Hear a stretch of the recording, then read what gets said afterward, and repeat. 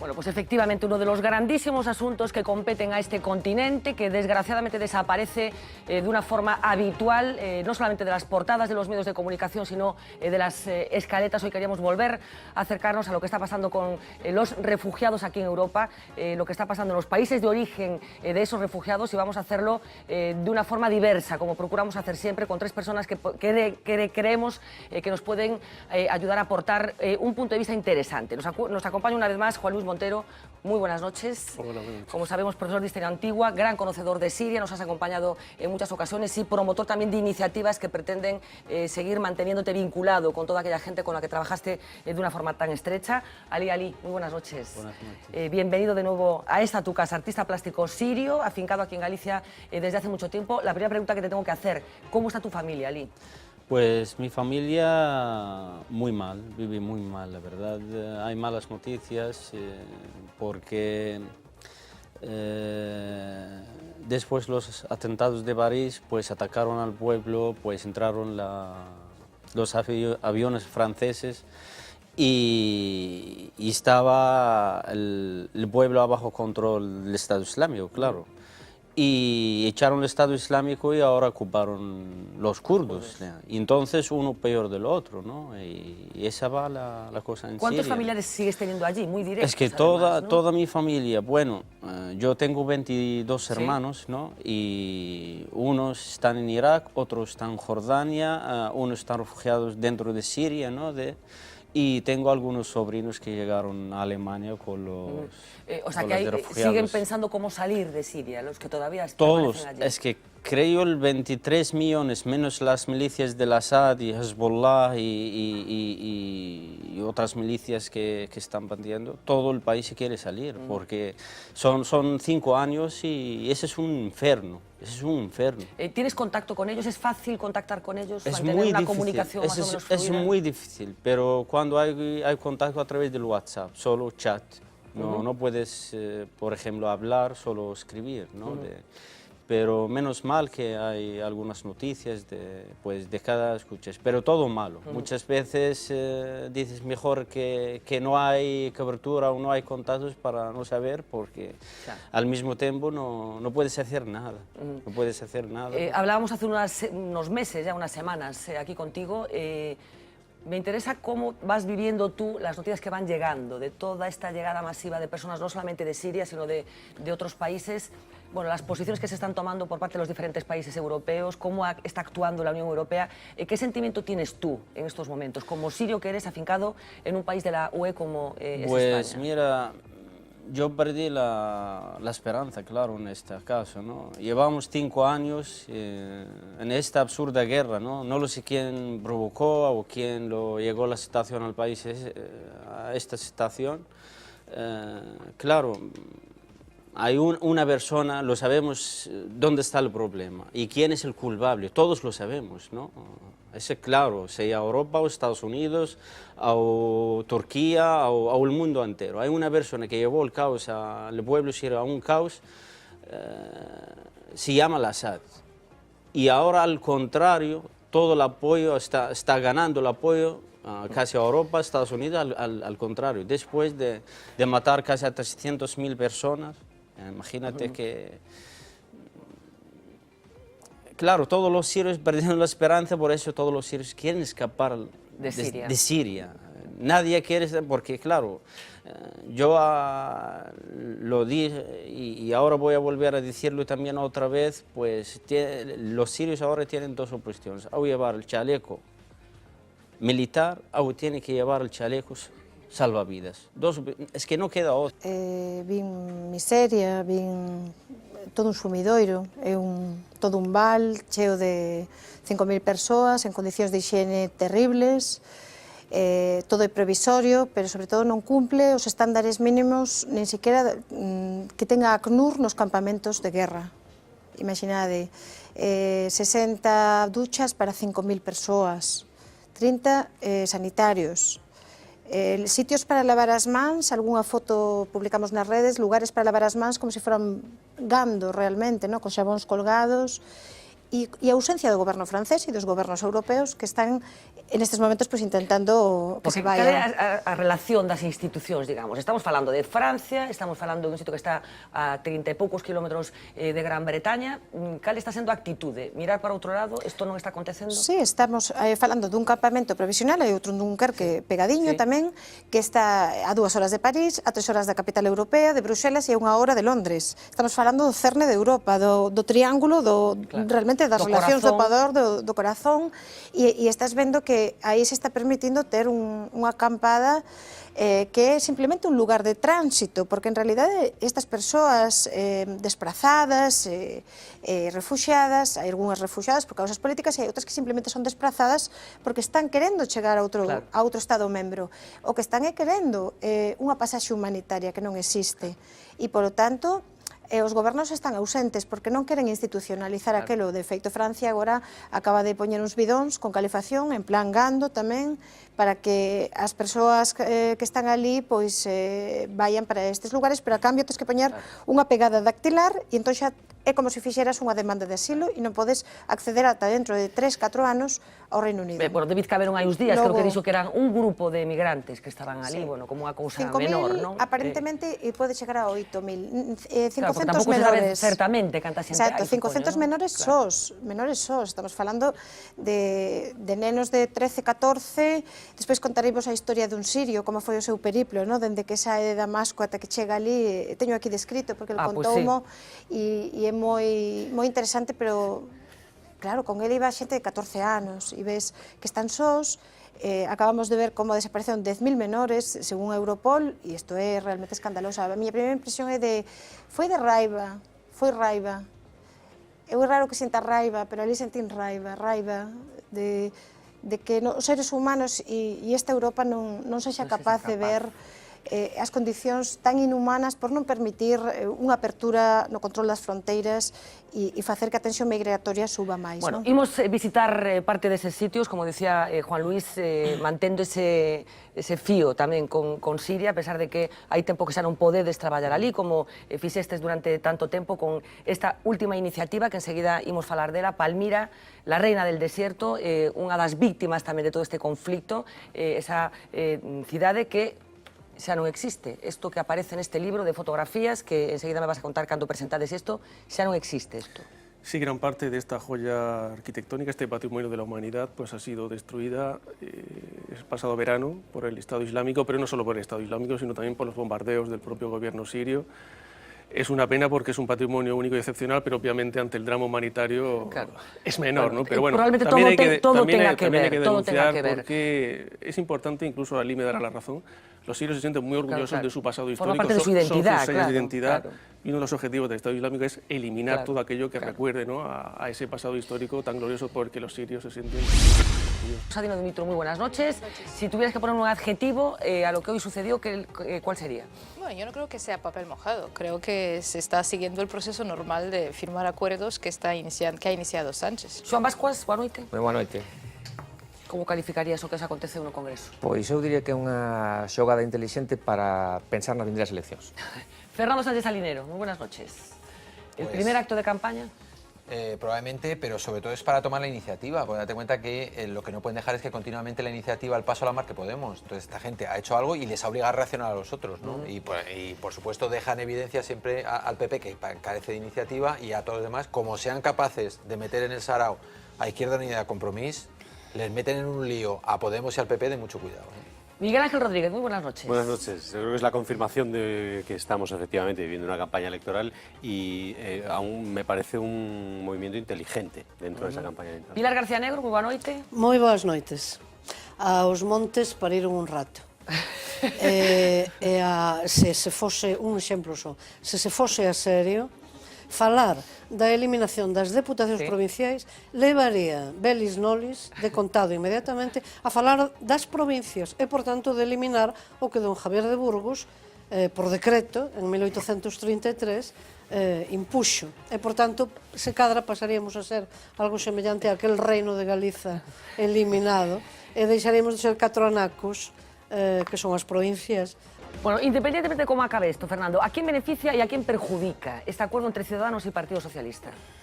Yo creo que les beneficia a ellos porque parece que es gente que propone hacer cosas y que están dispuestos tanto a renunciar como a construir. Y eso yo creo que la gente en general lo premia. Es decir, a la gente que tiene iniciativa a hacer algo, le ves como con capacidad de enfrentarse a la situación de gobierno. Como siguen invitando a los otros, quiero decir, a Izquierda Unida, a Compromís, de lo que se está rumoreando, que sí que se pueden sumar... No, Compromís lo ha dicho de una manera más o menos explícita, que no descarta la posibilidad de sumarse. Claro, pero es que les convierte en gente razonable, por pone así la decirlo. lupa encima del Partido Popular y de Podemos, que tendría que tomar una decisión. Claro, pero ¿a de quién hecho, comprometen más? ¿Al Partido Socialista o al Partido Popular? O sea, perdón, ¿a Podemos o al Partido Popular?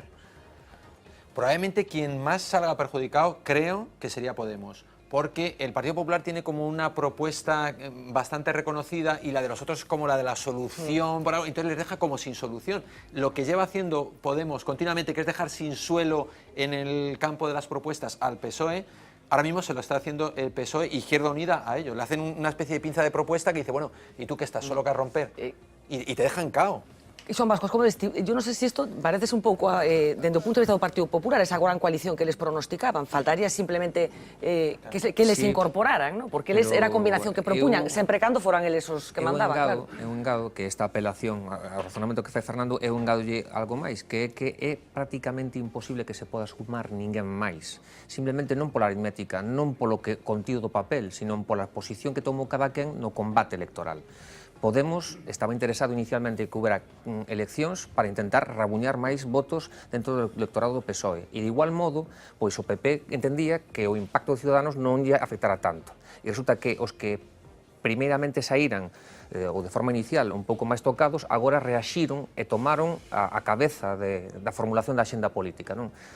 E creo que agora mesmo teñen pouca marxe de manobra, tanto Podemos como PP. Non digo que non a teñan, digo que agora mesmo teñen pouca marxe de manobra. Na foto fixa de hoxe, sí. Adina, quen sae máis perxudicado deste movimento estratégico do Partido Socialista e de Ciudadanos? Bueno, yo creo que sale más perjudicado el Partido Popular, ¿no? Porque sale como un partido que está jugando en solitario, que no es capaz de llegar a acuerdos, ¿no? Ellos han demostrado eso en su campaña, ¿no? en su intento de formar gobierno, y además creo que en el escenario de unas futuras elecciones se ve que no pueden sumar, ¿no? Es decir, entonces no hay motivación para realmente votar al Partido Popular más allá de aquella bolsa de voto fiel que tiene el Partido Popular siempre, ¿no? Ahora, también creo que todo va a depender, si se llega a un escenario de elecciones anticipadas, todo va a depender de cómo cada partido vende el tema, ¿no? Y eso va a hacer mucho la diferencia, porque en este caso yo creo que Podemos, en realidad, no ha descartado todavía un acuerdo. Todavía no hemos llegado al final de esto. O sea, sigue habiendo mucha teatralización. Sí, hay mucha teatralización porque juegan por doble objetivo, ¿no? Por si se van a sentar y van a ver lo que pueden conseguir, ¿no? Y entonces si se llega a un acuerdo, ellos poder venderlo a su electorado, y si no se llega a un acuerdo, ir a elecciones y poder arrancar más votos. Y en este caso, claro, esa es una línea fina que ellos intentan jugar en este momento. No han descartado llegar a un acuerdo. Yo creo que todavía se van a sentar. Y están haciendo un papel, desde mi punto de vista, de actor que quiere dar a su electorado la idea, ¿no? Que es real, de que ellos han conseguido muchos votos, que son el segundo partido después del Partido Socialista, ¿no? Que ha conseguido casi el mismo número de votos que el Partido Socialista y que piden muchas cosas, ¿no? Entonces, ellos quieren actuar sobre esta carta, ¿no? Esta es la carta que ellos ponen sobre la mesa, que es: nosotros queremos un voto de izquierda, eso es un pacto de izquierda, eso es lo que ellos venden a su electorado. Creo que una gran parte del electorado del Partido Popular está esperando reacción. Está esperando algún tipo de reacción y se están encontrando con que de momento no la hay. Y eso supongo que está desconcentrado. ¿Pero tú crees que muchos incluso creerían que estaría bien que el Partido Popular se abstuviera, que es la posibilidad que le quedaría a este pacto para gobernar? No, yo creo que no. No se entendería bien que, habiendo ganado unas elecciones y habiendo podido participar en un proceso de acuerdo, llegues al acuerdo por esta vía de atrás, ¿no? Quizás, non sei cuantificar, claro, mas quizás non pequena do eleitorado fiel ao Partido Popular abenzoaría ou suscribiría tranquilamente un pacto de investidura, polo menos, destas características. En que o baseo? A palabra, unha das palabras máis repetidas en análise así léxico-métrica destes días, sí, pero a palabra tamén cambio, agora por boca dos representantes do PSOE e de Ciudadanos, de ambos, non? Ben, o cambio, eu citei antes o exemplo das deputacións, porque é evidente que hai deputacións provinciais porque existe un regime efectivamente de provincias, claro. Entón aí ou hai o cambio consistiría nunha reformulación, nunha remodelación completa da planta administrativa, por exemplo, estatal. Outro cambio sería plantar cara, ou, bueno, plantar cara é coloquial demais, vou non elaborar moito máis. Modificar as actitudes e as políticas como Hungría por unha banda e o Reino Unido por outra banda a respecto da Unión Europea. Aí sí que falaríamos de Deixame un cambio. momentiño, porque imos entrar nas medidas concretas que les están poñendo encima da mesa. Imos comentalas, o sea, a ver que ten que ver con este acordo, pero algo breve, porque... O que o votante, perdón, do Partido Popular non coido que suscriba ese votante medio a actitude e a posición de un Mariano Raxoi de pasar ver a ver que o que acontece, porque o exceso de cálculo... Empiezan los matices, pero por otro lado hay que darse cuenta que en este momento ellos están negociando un pacto que permita que se pongan de acuerdo en algunas cosas, ¿no? El Ciudadanos y el Partido Socialista tienen una posición bastante distinta en esto, en el tema de la reforma laboral, ¿no? Como hemos visto en el tema de los 3 contratos. Yo creo que en este momento no lo pueden poner tan claro porque necesita una negociación muchísimo más larga, ¿no? Cosa que se va a llevar a cabo si llegan a gobernar, ¿no? Si llegan a gobernar, e incluso si llegan a gobernar con Podemos, este va a ser uno de los temas espinosos que van a tener que debatir, y van a tener que debatirlo en qué términos concretos ese cambio en el marco de las relaciones laborales, o como lo ponen ahora, se va a llevar a cabo, ¿no? Yo creo que en el acuerdo que se pacta en un momento de una semana, ¿no? que llevan negociando, 2 semanas que llevan negociando, es imposible ir a cuestiones más detalladas, concretas, dadas sus diferencias, ¿no? Pilar, necesitan decir algo das cousas estas concretas que teñen que ver ca economía. Sí, no, é que me estaba rindo bobamente comigo mesma, porque antes rin moito con Miguel Ángel e daballe razón, ademais, era rir a conta do bloque, e daballe bueno, razón. pero isto antes de que empezara o programa, pois despois... Non, aquí, era aquí xa. Vale. Era a miña distancia a respecto da mesa. Non, estaba rindo bobamente a conta dos adxetivos. Entón é reformista e de progreso, que non coñecía... Acuerdo para un goberno reformista e de progreso, Reformista e de progreso, claro. Eu pregúntome en xeral para unha proposta de goberno español se alguén se atrevería a denominalo contrarreformista e de retroceso. Quer dizer que, claro, imposible. De maneira que estamos bastante no reino da redundancia ou no reino do eufemismo, porque vou agora, efectivamente, ao concreto. O cambio aquí que acabamos de ver a respecto da legislación laboral é non concreta, non hai a opción clara e reclamada reiteradamente, por exemplo, por parte de millenta axentes sociais e sindicais da derrogación da reforma laboral, por exemplo. Pero que, ademais, visto tamén desde, por exemplo, a especificidade da economía galega, mesmo estamos demasiado curtidos, coido, e demasiado cicatrizadas, galegas e galegos, en que medidas reformistas de verdade e de progreso que poden ser demostráveis como tais para unha política española, para os denominados intereses xerais do Estado, aquí non resultan. Aparentemente la recuperación laboral se está produciendo. Es que el problema de los mundos de Yupi, de que no existen, está fenomenal para enunciarlo, pero luego es que hay que traducirlos a la realidad. Y este señor, Pedro Sánchez, ha ido el otro día a Bruselas, allí le han explicado que de entrada va a tener que hacer otro recorte de otros 10 o 15 mil millones, y si quiere bien, y si no, pues oye, que busque el dinero por ahí y a ver quién se lo financia, ¿no? Entonces, no lo sé, es que parece que el empleo es una cosa que se crea por decreto, y es que el empleo se crea solo cuando las condiciones económicas lo hacen posible. Entonces es que la gente dice, no, es que vamos a crear un empleo de una calidad, de la calidad que te permita el mercado. A ver, pues con la misma brevedad, ¿necesita España que se derogue España? Bueno, ese concepto un pouco difuso. Eu entendo que sí, pero non simplemente que se derogue, sino que se formula unha alternativa. Eu parto da base de que este documento que acabas de sinalar é unha desiderata porque non se vai poder cumplir.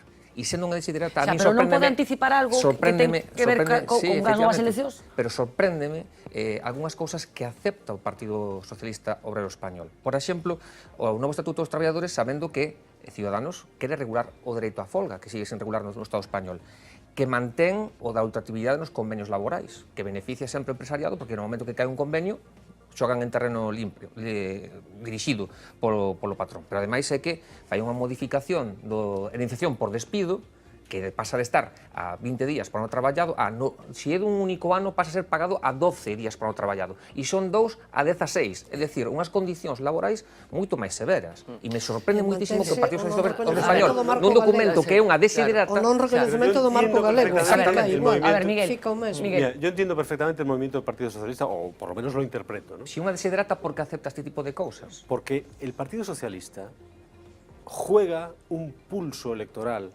con Podemos en estas elecciones. Pero Podemos vaya a castigar por ahí. Y lo pierde, y lo pierde. El Partido Socialista sangra fundamentalmente por su izquierda. Sí, correcto. Al día siguiente de las elecciones empieza una gran pre-campaña electoral, que culminará con unas elecciones. El gran giro del PSOE es que le está haciendo el guiño a la derecha, al centro. El PSOE se ha ido al centro.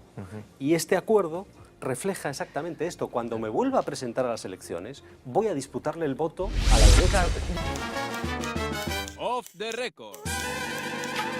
El Parlamento de Galicia, la Cámara llamada a resolver los problemas de, como diría Pilar, nos galegos e galegas, trataba hoy un tema de ferviente actualidad y que nos afecta a todos de manera sustancial, sustancialísima en nuestras vidas. Vostede seguramente terá unha opinión sobre Abraham Lincoln. Sí, Abraham Lincoln, o mejor dicho, Abraham Lincoln. Creo recordar que Abraham Lincoln era republicano. Eu tamén o citei a Abraham Lincoln. O simplemente señor Lincoln para los más coleguitas. Si o señor Lincoln estuviera aquí, me agrada que vostede siga utilizando a Lincoln. Eso sí. Ah, el señor Lincoln, un político que, bueno, tampoco es para tanto. De hecho, se parece bastante a los de aquí. Antiesclavista, defensor da Unión, brillante orador. Pues ya ves tú. Anda que no tenemos aquí políticos que estén en contra de la esclavitud. Anda que no tenemos aquí políticos defensores de la Unión. Que España es una gran nación y los españoles, muy españoles y mucho españoles. Y sobre todo, de lo que vamos sobraos, es de políticos grandes oradores. Algunos se creen que los que nos dedicamos a la política por eso no tenemos sentimientos, pero somos sentimientos y tenemos seres humanos. Somos sentimientos y tenemos seres humanos. Gracias, Rajoy. Gracias. Porque cuando por las noches nos acostamos, exhaustos de las inclemencias del día a día, repitiéndonos tras nuestro examen de conciencia diario, hoy sí, hoy es cuando. Hoy ha llegado al clímax y nunca nada podrá superar esto. Es el vecino el que elige al alcalde y es el alcalde el que quiere que sean los vecinos el alcalde. Reaparece para recordarnos. ¿Está usted loco o qué? ¿Qué vas a decir? Es que...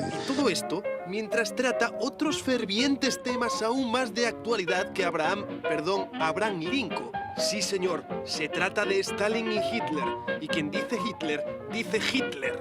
Pero Rajoy que no da puntada sin hilo. Esto no es como el agua que cae del cielo sin que se sepa exactamente por qué. Tenía razones de peso para nombrar a Hitler y Stalin. Ojo que va. Es que ni a Hitler ni a Stalin los declararon persona non grata en Pontevedra. Claro, uno se pone a pensar así esto fríamente y al principio lo fácil es decir. Es que no tiene ningún sentido. Pero claro, es que en el fondo tiene razón. A día de hoy Hitler y Stalin son personas gratas en Pontevedra. Y uno piensa que, como decimos por aquí, algo farían para ser gratas.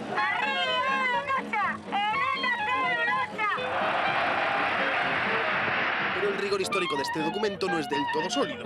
Y la única conclusión posible a este entuerto es que este presidente le tiene manía. Bueno, que lo hagan mareas y tal, pues es normal. No le soy un hombre especialmente pero simpático. insisto, Off the record.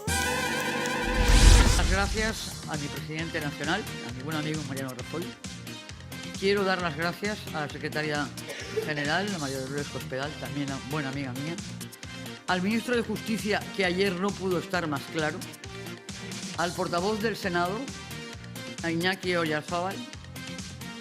A Alfonso Alonso. A Celia Villalobos. A Paco Camps. Y espero no olvidarme de ninguno. Y a otros, que cuantos hayan querido salir en mi defensa. Los amigos de mis amigas son mis amigos. Vaya lío. Los amigos de mis amigos. Xosé Luis Doval, moi boa noite. Hola, boa noite. Bueno, un auténtico placer recibir aquí no plato de Vía V a Xosé Luis Doval, todo un referente en Ourense da sanidade pública, un activista de moitas cousas, co que hoxe queríamos falar despois de todas esas novas que teñen que ver co que está acontecendo nos hospitais da rede pública galega en relación con determinado tipo de abortos. A primeira pregunta é se está garantizado o dereito ao aborto na sanidade pública galega e española. Está garantizado porque está financiado por a sanidade pública. non quere decir que se fagan dentro da rede pública. De feito, de todos os abortos que se fan no Estado, solo 10% se fan dentro da rede pública. E isto por qué? Porque é moi chamativo que tantos anos despois de que se aprobara a primeira lei do aborto, que despois sabemos que se foi modificando, ata a actual, que é unha lei de plazos, estemos nesta situación. Que acontece? Hai tantos problemas éticos entre os especialistas? A ver, eu creo que non só é tema de xinecoloxía, hai tamén algúns casos anestesistas, en outros casos matronas, e a lei contempla o tema da obxección de conciencia. Sí. Si eu fixera unha abstracción e dixera tantos xinecólogos son obxectores, non o creo, pero o que sí é que en moitos sitios, maioritariamente, os xinecólogos non lles gusta ser señalados ou ser identificados como persoas que fan abortos. Hai unha certa... Hemos avanzado pouco en ese sistema, o tema do aborto sigue sendo un tema aínda bastante tabú. De feito, os xinecólogos xóvenes na súa formación, no seu programa de formación, o manexo dos abortos de grandes, de 20 semanas, 21 e 22, non forma parte da súa formación específica. Eu creo que hai unha parte ideolóxica, sigue sendo un concepto moi ideolóxico, e sobre todo que a administración ten dificultades a veces para garantizar unha prestación continuada e prefiere financialos fora da rede. Pero sigue sendo un estigma para a sociedade que un médico practique abortos? Non é ben visto maioritariamente. Pero que falta educación, porque non parece que as cousas estén mudando. Estabas falando de que mesmo en médicos novos sigue habendo o mesmo problema. Onde estamos fallando? Eu creo que, primeiro, como a lei permite obxectar caso a caso, pois moitas veces hai unha certa comodidade. Posiblemente hai cada vez máis posibilidades de facer cando é un aborto por malformación fetal, digamos que hai máis lasitude en participar en facelos, pero cando é por libre decisión da muller, moi poucos xinecólogos están a favor de facelo. Claro, porque estamos falando dun 10% no conxunto total, pero no caso de interrupciones voluntarias, supoño que esa cifra ainda máis cativa, non? Pois bastante máis cativa. Claro, case anecdótica sería nestes momentos da sanidade pública. Sí, depende, porque hai sitios da sanidade pública en que se fai hasta as 9 semanas, se fai con un tratamento químico, que non necesita ingreso, non necesita unha serie de cousas que identifican tanto a muller como... A famosa píldora RU, non? Es RU, máis outra prostaglandina e tal. Entonces, moitos desos se fan dentro da red pública, pero realmente poucos hospitales españois da red pública fan abortos, tanto euxenésicos como por libre decisión da muller. José Luis, hai un protocolo estándar, digamos, que se está aplicando nos hospitais galegos cando unha muller, despois dunha amniocentesis ou nas circunstancias que sexa, ten que ser sometida ou tense que someter a un aborto euxenésico? Non, que eu sepa, protocolos de toda a consellería non existe. Cada hospital o manexa máis ou menos similar, vai depender do tipo de experiencia que teñan no manexo deste tipo, se pode manexar desde unha pequena dilatación e ir a un quirófano e facer unha gran extracción, que moitas veces, na maioría das clínicas privadas, este tipo de abortos de 20-21 semanas como fan. En outros se fai con un tratamento médico que provoca contraccións que nun momento determinado, que é o que a veces pode xustificar algunha das situacións que se comentaba, se provoque unha contracción que moitas veces non se dá identificado como a expulsión do feto e que pode ocurrir que o expulse na cama. Pero que outras veces tamén obligan, aínda que se faga con un tratamento médico, a ter que resolverlo despois e terminalo con un legrado. Vamos a poñer un exemplo. Unha muller chega a un hospital galego nestas circunstancias e que acontece? Vamos a ver, o primeiro sería, unha vez firmado consentimientos, toda esta historia, o plantexamento sería empezar con un tratamento médico que provocara... Ingresan nunha habitación, supoño? Sí, aí temos o primeiro problema. O primeiro problema é onde se ingresa. Debería de haber unha habitación específica, desde o meu punto de vista, debería haber unha habitación específica, pero que non hai. Se ingresa nunha planta de obstetricia, se ingresa nunha planta de xinecoloxía, se ingresa na zona de paritorios, calquera delas, é unha situación difícil de manexar. Na zona onde estaría máis protegida médicamente sería nunha zona próxima a peritorios, porque é onde están as matronas, onde están os ginecólogos de guardia, pero non sería desde un punto de vista anímico o adecuado. Entonces, habitualmente se suelen ingresar nunha habitación relacionada máis ca xinecoloxía que non ca obstetricia. Se pon o tratamento e xa aí empeza... Un tratamento que son os óvulos, digamos, unhas que se introducen por vía vaginal, que se van poñendo cada X hora. E ten que haber un personal, que en este caso debía de ser unha matrona, un xinecólogo, en fin, cada hospital organiza, pero habitualmente, mayoritariamente, unha matrona, que acompañara a muller, pero, claro, non hai unha matrona específica para atendela a ela. Porque as matronas están noutra planta, digamos. Están en outra planta e en outra área. Por eso, o que ningún xinecólogo específico tampouco para acompañala, ninguna matrona, ningún auxiliar, nin hai un anestesista específico. Entonces, ten tamén que, para poñer a epidural, moitas veces necesitan baixar a unha área específica de atención, non se pode poñer un epidural en cualquier sitio. Isto é o que xerera moitas veces estas dificultades de xestións deste tipo de abortos. Por eso, o máis adecuado sería dous, realmente son poucos os que acontecen por encima das 18 ou 19 semanas, os outros se podría ir directamente a unha especie de legrado, pero estos eu creo que sería mellor centralizalos con dous equipos, un Galicia Norte e outro Galicia Sur, que tuvera un equipo que especificamente se dedicara a atenderlas a esas mulleres durante todo ese proceso. Que igual que se paga por peonadas ou se paga por outras cousas, se poderá facer unha inversión económica e a xente que estuvera disposta, que non serían oxetores, porque non podría ser oxetor, nin a matrona. Claro, todo o equipo, claro, porque a veces se fala dos segundos médicos, pero estamos falando dun equipo máis completo, porque ademais un aborto de 20 ou de 22 semanas pode levar 24 ou 48 horas a resolver. Pois estamos falando dunha cousa relativamente sinxela de resolver. Por que non se resolve? Sinxela de resolver, sí, porque hai que tomar esa decisión de decir, nombramos dos grupos estables, donde se queira, en esos hospitales se derivan. Esa é unha decisión de xestión. Non sería, eu creo que sería máis fácil. Como ves al PSOE desde que non volvimos a hablar del asunto? ¿Sigues igual de preocupado? Yo sigo preocupado por la situación del país. ¿Sigues preocupado? Sí, creo que el escenario con el que yo percibía que se generaba después de las elecciones generales se ha producido y creo que esto se sigue produciendo. Es decir, estamos en el riesgo de un círculo vicioso de ingobernabilidad y de tensiones que nos acabe llevando a una situación de inestabilidad durante mucho tiempo, con el riesgo político y los efectos que esto tiene, tanto para la estabilidad política como para el proceso de recuperación económica. Manuel, moi boa noite. Non sei se compartes a preocupación ou non. Ainda non. Hai tempo, ainda hai tempo. Jorge González Gurriarán, moi buenas noches. ¿Preocupado como Gonzalo? Sí, preocupado y bastante decepcionado. Y incluso en el mejor de los resultados, una gran coalición, etcétera, bastante decepcionado. Julio Sequeiros, muy buenas noches. Preocupado, Hola, Fernanda, esperanzado, decepcionado. ¿Cómo te encuentras? Yo me encuentro como aquellos versos del poeta, ¿no? De aruda adversidade urxente. Es decir, sí, aquí hay unas urgencias adversas que hay que afrontar y con preocupaciones a nivel económico y político. ¿En qué posición se encuentra en estos momentos Pedro Sánchez? A ver, la pregunta está muy medida porque juega además con el verbo alcanzar y proponer, con lo cual interpretar toda la operación de lo que se ha hecho, es decir, alcanzar acuerdos, pues que es lo que se ha hecho con Ciudadanos, pero ha propuesto acuerdos a otros y con lo tanto se está planteando una pregunta poco nítida, poco clara, que en el fondo surge, es una votación no vinculante, que no tiene lugar estatutario en el Partido Socialista. ¿Tú crees que va a ganar Pedro Sánchez? Pues a ver, a no ser que yo no veo la militancia muy motivada con esto. Es cierto que Pedro Sánchez ha recuperado protagonismo en todo este proceso, ¿no?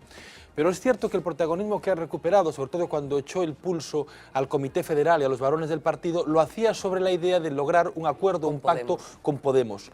Porque las bases del Partido Socialista tienen un componente muy ideologizado, y yo no sé si es un acierto o no, pero en todo caso es cierto que el pacto que esperaban era un pacto con Podemos. Claro. Y de repente, por eso desaparece también, porque la pregunta habla del contenido de lo que se ha propuesto presupuesto ya alcanzado, pero no habla tampoco del acuerdo de investidura ni el acuerdo de la coalición de gobierno, y deja todo muy en el aire. Entonces yo creo que en esa operación, cuando Pedro Sánchez anuncia en el Comité Federal que va a someter un acuerdo a referendo o a votación de la militancia, lo hace como un pulso para conseguir imponerse a un Comité Federal que previamente le había establecido unas condiciones durísimas para llegar a un acuerdo. El Comité Federal al Pacto con Ciudadanos no le hacía muchos ascos en principio. No es el mayor problema, claro. Entonces él ahí intenta hacer un asalto y de repente al final todo esto se gira y al final lo que va a plantear es algo que es lo que las bases no estaban esperando. Es cierto que parece que, por ejemplo, en Andalucía, hombre, si desde luego la Federación Andaluza se movilizase en contra del acuerdo, pues sería un golpe muy importante. También es cierto que es muy difícil que a la pregunta genérica de si ha estado usted de acuerdo con las condiciones para que haya un gobierno del progreso presidido por Pedro Sánchez, cualquier militante socialista a priori pues tendría que votar que sí. Entonces el planteamiento es, no se está definiendo qué es lo que se pregunta, no se está diciendo cuál es la coalición y con quién es, y además es una votación que no es vinculante. Esto es un brindis al sol. Yo no perdería mucho tiempo en este brindis, en todo esto operación de marketing y teatrillo que al final da muchos giros y veremos en qué acaba, pero estamos jugando muy a la dinámica del día a día. Una pregunta, y en el caso de que perdiera, ¿qué pasaría? Yo creo que, pregunta Fran, ¿tú crees que puede perder Pedro Sánchez? Yo creo que si Pedro Sánchez pierde esta votación es un golpe de una deslegitimación muy dura al secretario general. Esto es casi un referéndum sobre su figura. Y en esa idea, tal como lo han planteado justamente para que gane el sí. Si no saliese el sí, lo cual quiere decir que hay de repente un movimiento de las bases que nadie está tampoco liderando, por ejemplo, Izquierda Socialista sí ha planteado el desacuerdo, porque lo que plantean es que quieren un acuerdo con Podemos. Si hubiese un vuelco de la militancia, desde luego debilitaría a un Pedro Sánchez, que lo que ha conseguido en toda esta operación es ir saliendo vivo, ir evitando que hubiese un nuevo candidato en las posibles primarias y fortalecerse para poder ir a jugar. Que al final la herramienta que él puso encima de la mesa para tratar de fortalecerse, al final a lo mejor Hombre, yo creo que son pocas posibilidades de que no le salga, pero si no le saliese, si la votación sale no, yo creo que de repente se cuestiona ya la referencia. Tiene que dimitir e irse. Pero un 60-40, o sea, un 60 a favor y un 40 en contra. Estamos atinando de una forma... Pero que planteas, Julio, creo que es muy relevante. Quiero decir, Sánchez convocou este referéndum para protegerse na base militante socialista contra a estructura do aparato. Agora, o que ten é un acordo propiciado pola estructura do aparato, ¿no? Susana Díaz, Felipe González, Corcuera, ¿no? Os que lle decían que non chegaron a un acordo ca esquerda, sino un acordo ca dereita. Se presenta diante da base, xusto polo contrario do que quería facer. Eu non teño dúbidas de que vai gañar o sí, ¿no? Porque o aparato do partido nun momento en que está desmobilizado... Pero o aparato non rema na mesma dirección, toda. En este caso, eu creo que claramente que sí.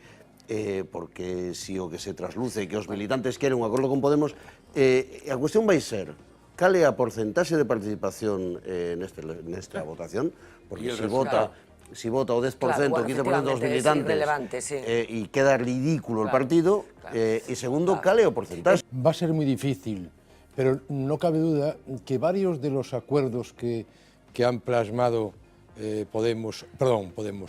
Ciudadanos y el PSOE son bastante normales.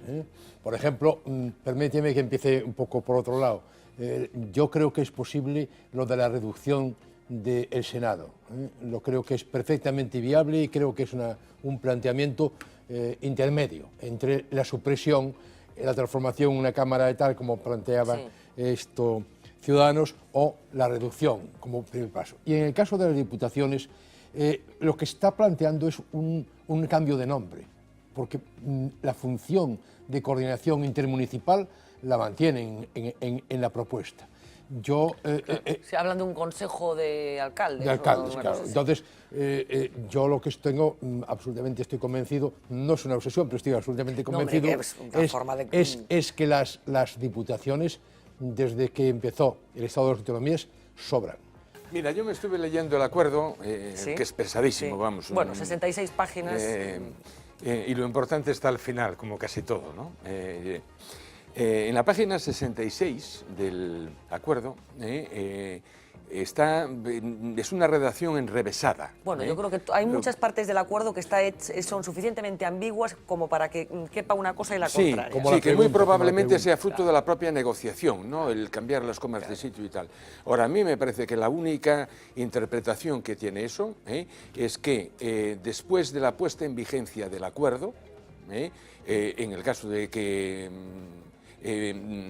haya investidura y salga adelante el acuerdo con la figura del presidente, el señor Besteiro no podría presentarse a candidato. Eso está, o sea, y está repetido 2 veces en la página 69. Hoy me preguntaba, y le preguntaba, creo que era a Gonzalo, si él sabía quiénes son el conjunto del grupo, cuántos son realmente de Izquierda Unida, cuántos son de ANOVA, y los de Marea, cuántos son de Marea Secas y cuántos son de Podemos. Yo no lo tengo claro, pero de todas maneras... No, de todas pero yo maneras. creo que está bastante claro de dónde es cada uno. Pero de todas maneras, lo que tengo claro es una cosa. Primero, ahí hay una sopa de letras. Está claro, o sea, hay como mínimo 14 formaciones políticas, como mínimo. Segundo, yo me esperaba más, o sea, más madurez, porque han sido absolutamente manejados. Han sido manejados de una manera, yo creo que con la connivencia de alguien de mucha categoría, y han sido manejados por un caudillo que los utiliza de una manera, para mí, impresentable, porque en este momento, bueno, dan tumbos, salen en fotos, pero no, hoy es la primera vez que hablan, y además se pelean por el momento. Pero bueno, esta escenificación así es la primera vez que lo hacen. Como grupo sí, y se pelean por el micrófono, tal como he visto ahí, se pelean por el micrófono. Por lo tanto veo inmadurez, los veo desnortados. Por supuesto, no hay, al menos comunicada, ninguna estrategia. Y a mí, como gallego, pues me da pena, sinceramente, porque es una oportunidad. Y lo de grupo, o sea, lo del grupo de plurinacional, y lo que ha puesto en evidencia la debilidad del grupo gallego es el comportamiento de Compromís. Lo ha puesto en evidencia clara. ¿Cómo es posible que el grupo de Compromís plante cara a la, vamos a decir, a la democracia de Podemos y el grupo gallego no tenga capacidad ninguna, teniendo como tienen aquí un patrono bastante potente? A ver. Me sorprende. Vamos a ver. ¿Qué es lo que quería sorprenderte? Todo. Quiero decir, hay unha primeira idea, que o grupo de Marea no Parlamento español non ten visibilidade, non se ve, non se lles coñecen, non ten participación. Eu lle fago ahora mismo non a vos que sodes ministros, sino aos espectadores que están vendo o programa, que citen o nome dos diputados do Partido Socialista, do Partido Popular ou ese individuo que saliu por Ciudadanos e que digan en nos 2 meses e medio que levamos cantas veces veron públicamente a algún diputado galego do Partido Socialista. Pero vamos a ver, estás facendo un pouco de trampas. No, un momento. No, pero vamos a ver, eles parten dunha oferta electoral que precisamente pasa por singularizarse. Perdona, pero déxame que levante o meu argumento. Os diputados máis coñecidos, os que máis falan, os que se ven máis veces na televisión, son Yolanda Díaz, Alexandra Fernández e Antón Gómez Reino. Porque se dedican a eso.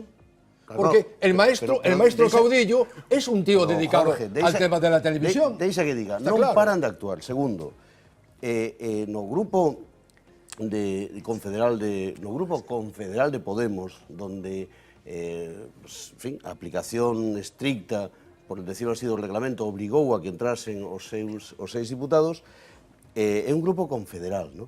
¿Qué quiere decir grupo confederal? Pues é un grupo donde está Podemos, donde está... Le llaman plurinacional, ¿por qué iban a crear un ministro de plurinacionalidad? Déxame argumentar. Se chama Grupo Confederal de Podemos. Se chama Grupo Confederal de Podemos... Se chama así, é que non o sabía. Bueno, pues estou contando. Se chama Grupo Confederal de Podemos porque está Barcelona en Común Podem e porque está en Marea. E, por lo tanto, é un grupo confederal, donde teñen grupos propios cada un destes partidos.